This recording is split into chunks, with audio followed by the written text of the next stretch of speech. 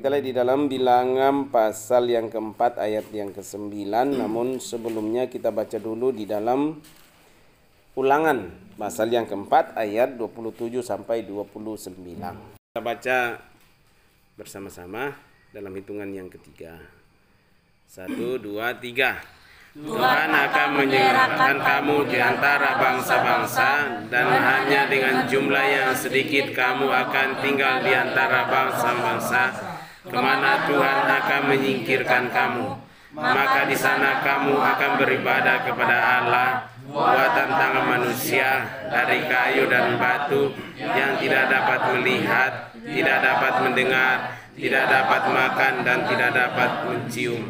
Dan baru di sana engkau mencari Tuhan Allahmu dan menemukannya, asal engkau menanyakan Dia dengan segenap hati, segenap jiwamu. Oke.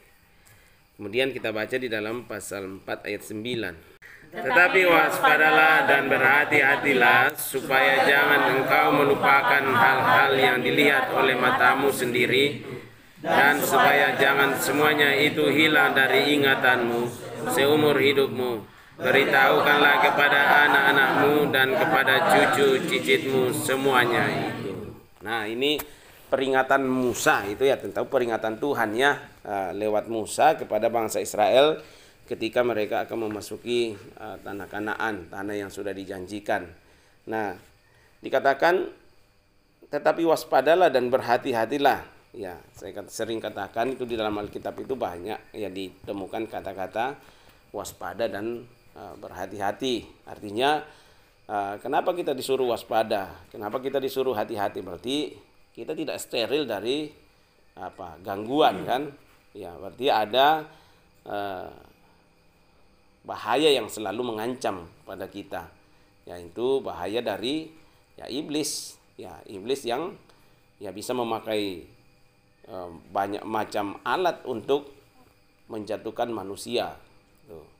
Jadi kita tidak steril. Ya, jadi makanya dikatakan waspada dan berjaga-jaga.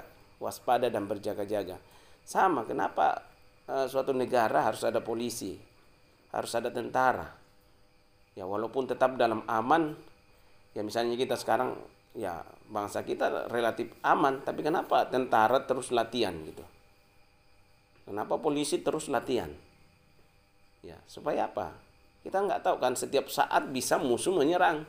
Ya, sehingga mereka tentara, polisi latihan terus itu supaya mereka siap untuk menghadapi setiap bahaya untuk menghancurkan bangsa ini. Sama dengan kita kan. Ya, orang Kristen itu tidak steril. Orang yang hidup di dalam Kristus itu tidak steril dari serangan-serangan. Ya, dikatakan di bagian Alkitab yang lain musuh kita adalah penguasa-penguasa di udara yang bukan roh dan daging yang kita lawan, tapi penguasa-penguasa di udara yang tidak kita bisa lihat gitu kan. Yang bisa menyerang setiap saat, bisa menyerang jiwa kita, bisa menyerang hati kita, pikiran kita, sehingga dikatakan berhati-hati dan waspada. Ya, sama bangsa Israel. Apakah ketika mereka masuk tanah perjanjian Tuhan tidak menyertai mereka lagi? Tuhan tetap menyertai. Ada Tuhan di sana. Tapi bangsa itu tetap diperintahkan oleh Tuhan bahwa kamu hati-hati. Itu bangsa yang akan kamu masuki, negeri yang akan kamu masuki itu ada penduduknya yang menyembah berhala. Ya, tidak menyembah kepada Tuhannya. Israel menyembah berhala. Hati-hati, waspada kamu, nanti kamu terpengaruh. Ya. Nanti kamu terpengaruh. Kalau kamu terpengaruh, ya, kamu akan terhilang. Ya, makanya dikatakan di situ, tetapi waspadalah dan berhati-hatilah supaya jangan engkau melupakan hal-hal yang dilihat oleh matamu sendiri itu. Hal-hal apa yang sudah dilihat Israel, mulai dari ketika mereka baru mau dibebaskan di Mesir, itu berapa tulah yang terjadi di sana? 10 ya. Ya, itu mujizat semua sebenarnya Tuhan peragahkan supaya bangsa itu melihat. Dan terakhir anak sulung yang mati semua. Jangan bangsa Israel luput dari itu semua kan. Semua tulah yang ada di Israel itu tidak kena kepada bangsa Israel. Itu sudah suatu perbedaan yang mereka harus lihat dengan mata mereka sendiri. Ya, belum lagi ketika mereka menyeberangi laut Teberau. Ya, itu mujizat yang luar biasa. Laut bisa terbelah, mereka bisa jalan, dan musuhnya walaupun mengejar, mereka habis juga di tengah laut kan. Tidak sampai mencapai mereka. Itu mujizat. Kemudian di padang gurun mereka kelaparan. Apa Tuhan tidak menolong mereka? Mujizat lagi di sana kan. Di tengah padang gurun mereka tetap hidup 40 tahun lamanya. Berkeliling di padang gurun yang dikatakan tidak ada kehidupan, tapi mereka tetap hidup. Ya. Jadi begitu banyak mujizat yang Tuhan sudah nyatakan dalam kehidupan bangsa Israel. Makanya dikatakan ketika kamu masuk ke dalam tanah perjanjian, waspada dan hati-hati. Coba kamu ingat kembali apa yang Tuhan sudah kerjakan dalam hidupmu selama 40 tahun di padang gurun. Kamu lihat sendiri, dengan matamu sendiri apa yang Tuhan buat sama kamu. Ya. Generasi pertama ditewaskan semua, kamu lihat sendiri karena ketidaktaat mereka. Mujizat kamu lihat sendiri. Ya, banyak sekali apa yang Tuhan sudah kerjakan. Nah, bagaimana kalau kita tarik dalam kehidupan kita sebagai orang Kristen masa kini? Ya, selama kamu dari lahir sampai sekarang, apakah kamu nggak pernah melihat mujizat Tuhan? Pernah nggak lihat mujizat Tuhan? Atau hidupmu hanya diisi dengan yang susah terus, sehingga kamu tidak pernah melihat kebaikan Tuhan dalam hidupmu? Ya, kamu lihat dengan matamu sendiri. Ya, kalau saya banyak sekali saya alami mujizat Tuhan, kebaikan Tuhan dalam hidup saya. Ya, makanya karena saya melihat, saya merasakan kebaikan Tuhan dalam hidup saya sendiri, maka saya harus waspada, harus hati-hati, jangan sampai saya lupa sama Tuhan. Jangan sampai saya lupa sama Tuhan yang sudah telah menolong saya sampai pada titik ini.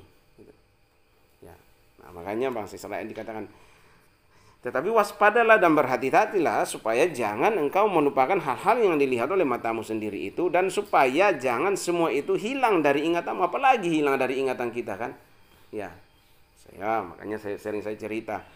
Nah, kalau saya pulang kampung, saya cari guru saya. Kemarin waktu pulang sama Tony, saya masih cari guru bahasa Indonesia saya kan. Ya, ketemu. Saya bilang ke Tony, ini guru bahasa Indonesia saya dulu. Ini yang membuat saya juga berhasil bisa membaca. Ya, Tuhan sudah pakai dia. Itu kan. Kemudian meningkat lagi. Banyak orang yang Tuhan pakai untuk menjadi alat untuk menolong kita. Ya. Jadi ingatlah semua itu kebaikan Tuhan. Ya, mungkin sekecil orang yang lakukan mungkin tidak terlalu besar, tapi tanpa ada orang itu nggak mungkin kita sampai pada titik ini kan. Ya, saya kan bukan jemaatnya Pak Yakub. Saya kan di GPIB. Ya, tapi tanpa ada komunikasi dengan Pak Yakub kan nggak mungkin kan. Ya. Nanti kamu lulus masuk tentara misalnya, karena ada predikatmu pernah ikut karate, pernah ikut pramuka, pernah ikut paskibra. Itu ada orang-orang yang Tuhan sudah tempatkan di situ untuk dipakai untuk kamu bisa berhasil. Ya. Makanya jangan pernah apalagi lupa dari ingatan kita kan. Ya. Lihat kebaikan Tuhan, Israel diingatkan. Kamu ingat kembali, makanya seringkali dikatakan ini menjadi peringatan bagi kamu turun-temurun. Ya, Paskah. Bagaimana Tuhan membebaskan mereka dari perbudakan di Mesir. Ingat selalu bagaimana kita orang yang berdosa, orang yang kita musuhnya Tuhan, kita diperdamaikan kembali dengan Tuhan lewat pengorbanan Tuhan Yesus. Ya, sama kalau misalnya gini. Ada orang bilang, orang Kristen masa Tuhannya ditelanjangin. Ya. Sama kalau saya tanya sekarang. Yosua, kalau kamu punya anak, kamu sebagai orang tua, dan anakmu urgen untuk diselamatkan, tapi kamu disuruh telanjang dulu, mau nggak kamu itu? Kalau menyangkut nyawa anakmu, mau nggak kamu telanjang kira-kira? Nggak mau, biar anakmu mati. Hah? Mau nggak kira-kira?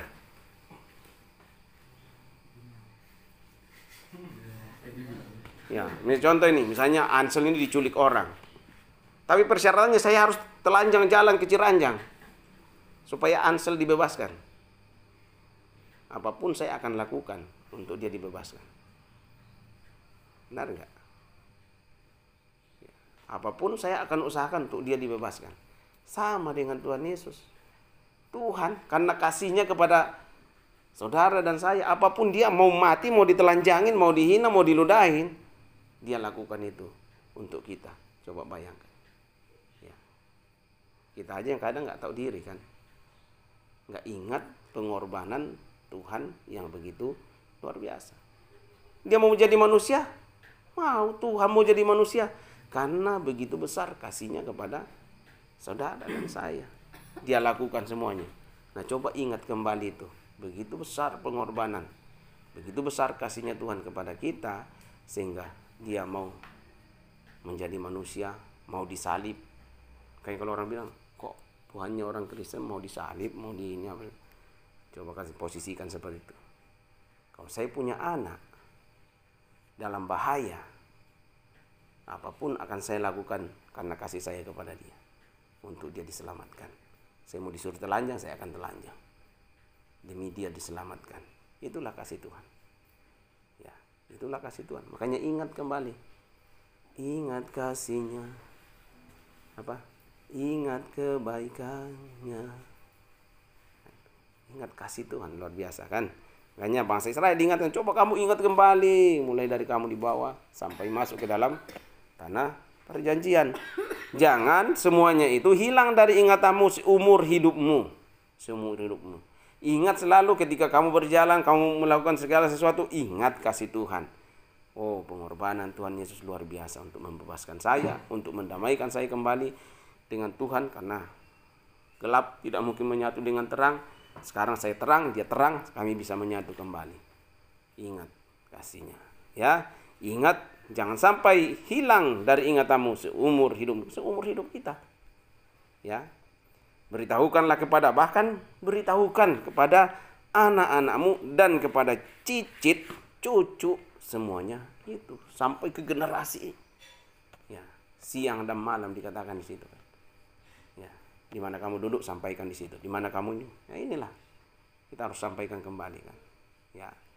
Tapi kalau kita tetap ngotot, tetap nggak mau dengar, apa yang akan terjadi? Nah, itulah yang kita terjadi.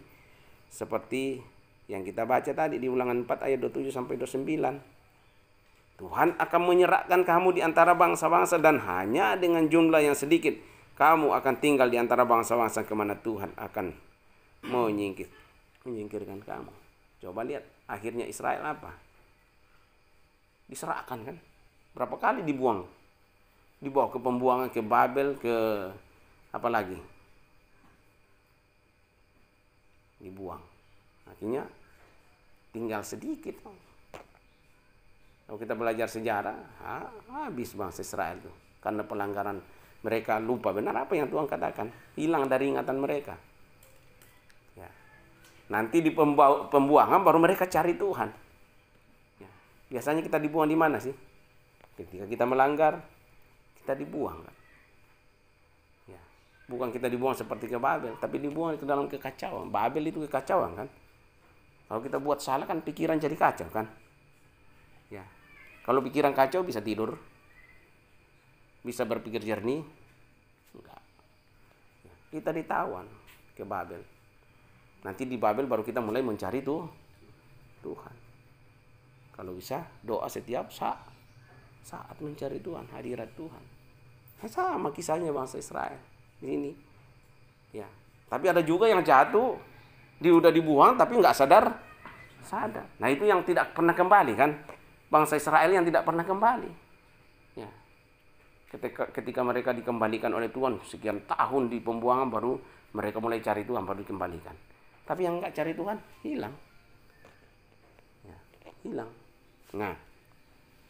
Dan supaya jangan semuanya ini tadi di mana Tuhan akan menyerahkan kamu di antara bangsa-bangsa dan hanya dengan jumlah yang sedikit kamu akan tinggal di antara bangsa-bangsa kemana Tuhan akan menyingkirkan kamu. Maka di sana kamu akan beribadah kepada Allah buatan tangan manusia. Ya, bukan beribadah lagi kepada Allah Israel, tapi kepada Allah-Allah lain, menyembah berhala, menyembah apa segala buatan tangan manusia. Ya, seperti ini handphone, buatan tangan manusia. Ya, ya, dari kayu dan batu. Ya, ya, akhirnya habis waktu itu menyembah ini kan.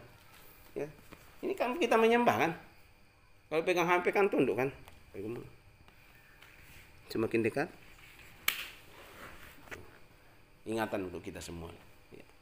Kecuali kita baca Alkitab kan beda lagi ya. Tapi kan ada yang 6 bulan gak menyembah berhala kan. Ya puji Tuhan. Nah. Karena lagi di pembuangan. Ya. Ya. Ya, tapi ketika sadar dalam pembuangan kembali jadi dahsyat nanti kan. Itulah Israel yang diubahkan kan. Ya. Hanya satu yang mengaminkan, ya. Nah, oke, nanti terima handphone. Ya, buatan tangan manusia. Bohongnya. Buatan tangan manusia dari kayu dan batu yang tidak dapat melihat, tidak dapat mendengar, tidak dapat makan dan tidak dapat mencium, dan baru saja engkau mencari Tuhan Allahmu. Ya, ketika kau berseru sama Tuhan yang kau sembah, ilah-ilah lain, tapi tidak bisa menolong. Ya, tidak bisa menolong. Kamu sakit mau kasih dekat handphone juga tidak akan merubah apa-apa. Malah tambah bikin pusing kan. Ya. Baru mulai berseru kepada Tuhan. Ya, baru mencari Tuhan Allahmu dan menemukannya asal engkau menanyakan Dia. Nah ini. Kapan kau bisa menemukan Tuhan? Ya. Kapan bisa menemukan Tuhan? Ini ada. Ketika kita di dalam pembuangan, tapi asal berdoa, asal nggak akan ketemu Tuhan. Ya. Tapi dikatakan, ketika engkau dalam pembuangan, baru kau sadar. Oh, ternyata api yang kecil itu kalau dibuang ke hutan, bisa membakar hutan. Dan susah memadamkan. Itu di mana? Di Yakobus ya. Ada di Yakobus kan? Yang api yang kecil itu bisa membakar hutan yang besar. Dan untuk memadamkan itu perlu pemadam yang besar. Api lawan api. Api lawan api. Beri api, beri hujan. Nah, gitu ya. Jadi nanti di tengah pembuangan baru sadar bangsa Israel itu dibuang ke Babel, baru sadar mencari Tuhan. Kecapi sudah digantung, mereka nggak bisa memuji Tuhan lagi. Ya karena bagaimana mau main kecapi dengan hati yang susah kan? Nggak mungkin.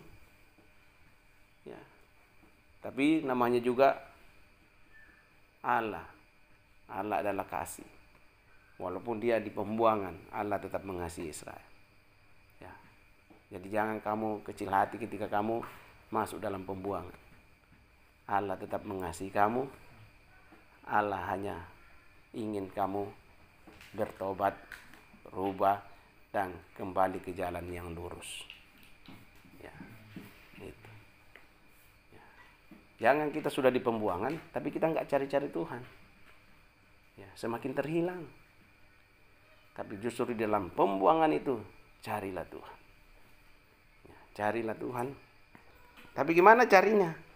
Ya, dikatakan engkau mencari Tuhan Allahmu dan menemukannya. Pasti menemukan. Asal engkau menanyakan Dia dengan segenap hatimu dan dengan segenap jiwamu. Hati dan jiwa, pikiran. Ya. Pikiranmu mengatakan, ya, peliharalah lingkungan hidup. Ya kan? Benar nggak? Ya. Kalau kamu ke hutan-hutan lindung gitu ya, awas mudah terbakar. Ya jangan kita ke situ kan, rokok buang, pasti kebakaran. Ya kan? Coba kamu lihat ini, apa itu tangki yang bawa mobil bawa BBM kan, jaga jarak, mudah terbakar. Nah, kalau kita tahu sudah itu sudah terbakar, lah mobil kita kasih dekat-dekat lagi. Ya. Akhirnya dia rem di depan, kita cium dia kan. Menyatulah. Kalau menyatu, yang bisa terjadi ledakan. Kalau udah terjadi ledakan, ya kita terpentalkan ke pembuangan. Benar nggak? Iya. Nah. Ya kan kalau udah ada terjadi ledakan, kita terpental ke ya, pembuangan. Nah, seperti itu ya. Oke, saya kira ya kita belajar dari apa bangsa Israel ya. Ya, waspada dan berhati-hati. Ya, berjaga-jaga. Ya, supaya kita tidak terbuang. Ya, tapi kita tetap di rel yang benar. Ya, tapi satu penghiburan, walaupun kita di pembuangan, tetaplah cari Tuhan. Pasti kamu akan menemukan Dia. Kalau kamu temukan Tuhan, kamu dibawa kembali ke tanah perjanjian untuk membangun kembali reruntuhan itu.